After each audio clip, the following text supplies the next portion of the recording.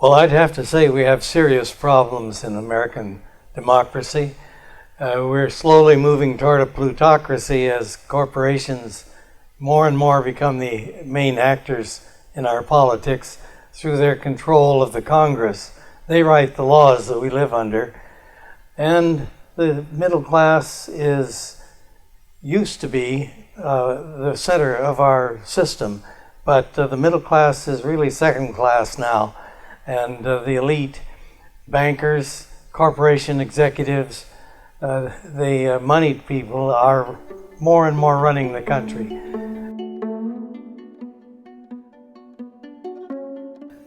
But first, who the hell am I, you ask? Well, I'm an 86-year-old retired political science professor from Portland State University. I was born in Portland, graduated from Brooklyn Elementary, Franklin High, the Navy, Lewis and Clark College, and twice from the University of Oregon. So I'm a homegrown Oregonian. Though I taught throughout Oregon, in Japan, Canada, Russia, and I know Oregon politics. Here's one of my friends named George, and here's one named Ted. But my best friend was a guy named Wayne Morse. He would understand my plan because he had a mind of his own, one of two in the Senate against the Vietnam War. Wayne was for the working man. He was the first dean of the law school of the University of Oregon, and he led me to take on being the first union boss at VSU. Here's me with a guy named Joe signing the first union contract in 1979, and here's one with a guy named Boris, but that's another story. So I do know some politics. Well, this crazy thing that the Supreme Court has done, giving corporations the status of persons under the Constitution and giving money the right of free speech, just simply makes it, centers our politics in corporations rather than in people. The preamble to the Constitution says, "We the people." And the Supreme Court then comes along and says, well, corporations are people. No, they are not. Corporations do things that we can't do. For instance, corporations can create all sorts of little children for themselves, little sub-businesses anchored in various countries around the world, and then they have their profits go through those companies, and they pay the low corporate interest taxes in those countries, and they don't pay us anything. Senator Durbin, the senator from Chicago, has said that corporations, through their lobbyists, have bought Congress.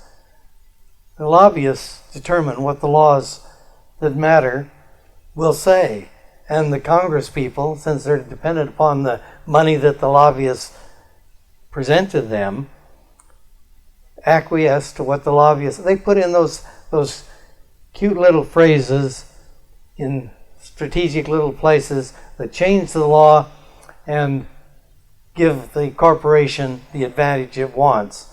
And so the great number of our citizens are second class in the system.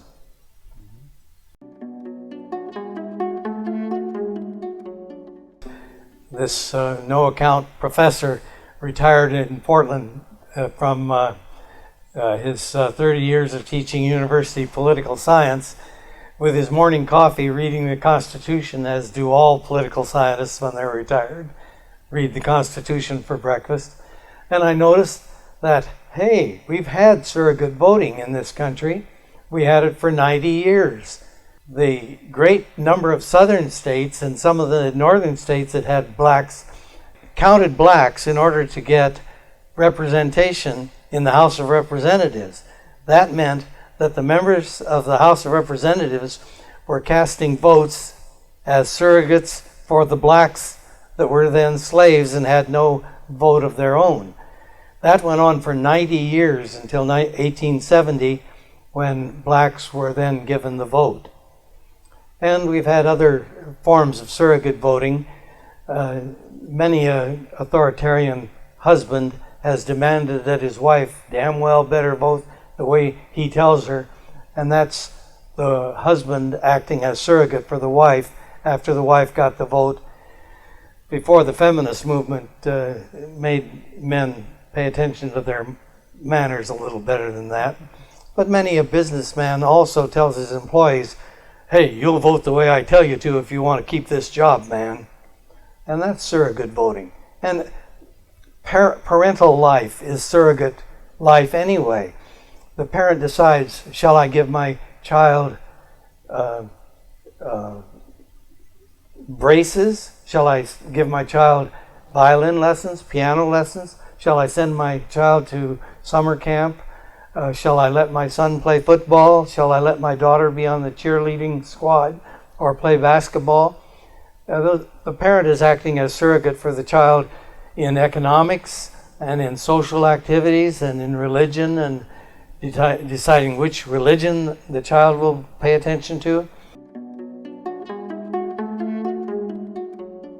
My plan is very straightforward. You have an initiative signed by 117,000 Oregonians, goes on the ballot in the next election or in 2016 if it takes that long.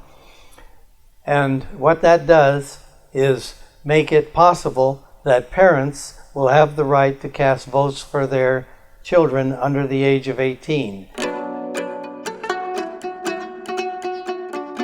People think this is some strange, wild idea, and it is such an ordinary, common, progressive idea. It's a progressive increasing of the vote as the country has grown through 220 years or whatever it is since our Constitution. We've given the vote to more and more people, and it's time to make it universal.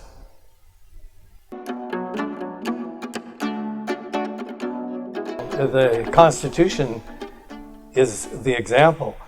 We had voting, first, it's all left to the states. The states determine who votes. The federal government only says you can't do this or that or the other thing. They're negative. But the states have determined. First, white males could vote.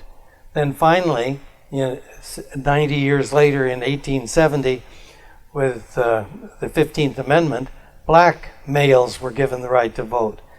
Then in 1919, in 1920 with the 19th Amendment, women were given the right to vote.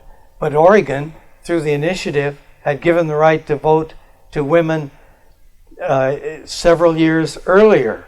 We were the first, as we are so often the first among the states. We were first in the initiative, referendum, and recall, in women's voting, in the bottle bill, in the beaches being owned by the citizens instead of by the persons that happen to own the land along the coast. You go to Maine, you can't go down to the beach. Somebody's private house is there and there's a fence. You can't go to the beach.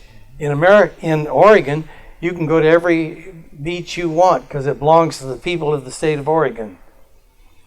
So because we are first, we did this, and we can be first again and make this the law in Oregon, and then other states will copy us and it'll gradually become the law of the land.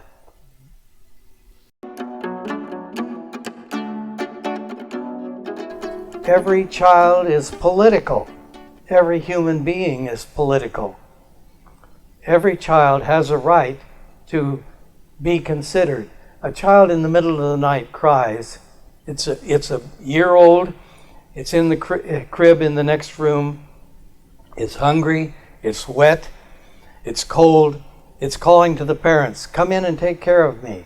That's a political demand. The child is acting politically, and the parents act politically. The husband says, dear, will you do it? I had such a bad day at the office. And the wife says, hey, wait now. You said this is going to be 50-50, and you always have an excuse, and I'm always the one getting up. It's your turn. You get up and take care of her. They're acting politically. And children act politically, and they have a right to be considered as political actors. So they have the right to the vote.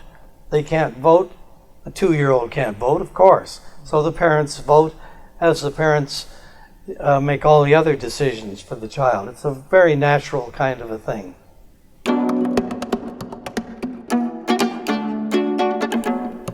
Universal suffrage will start centering our politics in the family rather than in the welfare of corporations. It'll be the welfare of the family. What will that mean? It'll mean better education.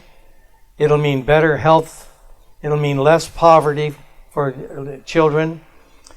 Now, 22% of the children in Oregon live in poverty. Only 9% of seniors live in poverty.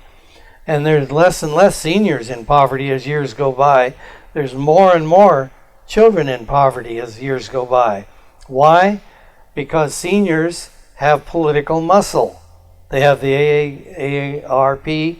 They vote their ballots more often. They're much more interested in politics than people that have families and have all of the responsibilities of families. But when the best of the parents have the right to vote their children's vote, then we'll have families asking for better schools, better medical services, better dental services, better leave for children from school if they're sick, home care, better nurseries, better preschools. America used to be the best educated people in the world. We're now 24th among the nations in the education we give our children. The nations in Europe and Canada now are superior to us. They spend more money on their children as a proportion of their budget than we do on our children as a proportion of our budget.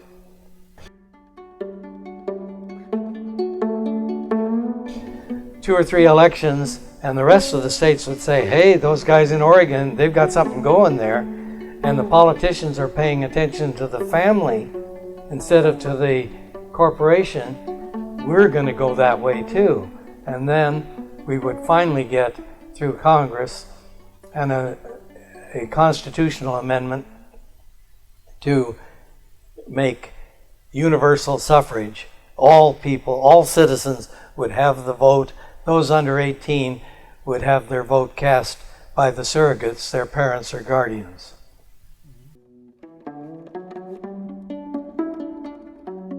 $72 million children. If half of the parents ask for the vote of those children, that's half of 72 million. That's quite a number.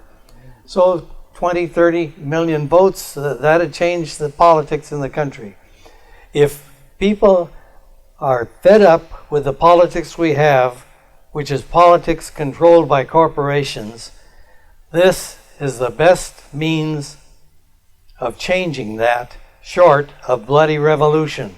And if the corporations push us toward plutocracy at the rate we're going, 5, 10, 15, 20 years, we'll get around to some blood in the streets.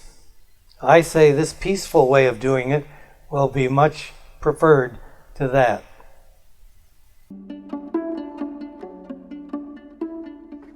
I'll be 86 years old in another month, and I'm too old for all that stuff. It's not my bag.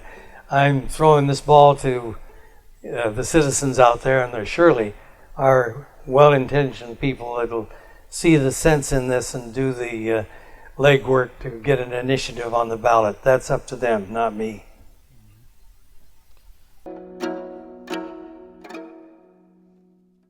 My children have been the most important thing in my life, and I'm lucky enough to have had 4 really great children, all very successful, but it's because I've put the work into bringing them up. I gave them music lessons. I taught them to read. I taught them to think. I'm sorry, I'm proud of myself. I've done a good job with my kids, and I want other people to do a good job with their kids.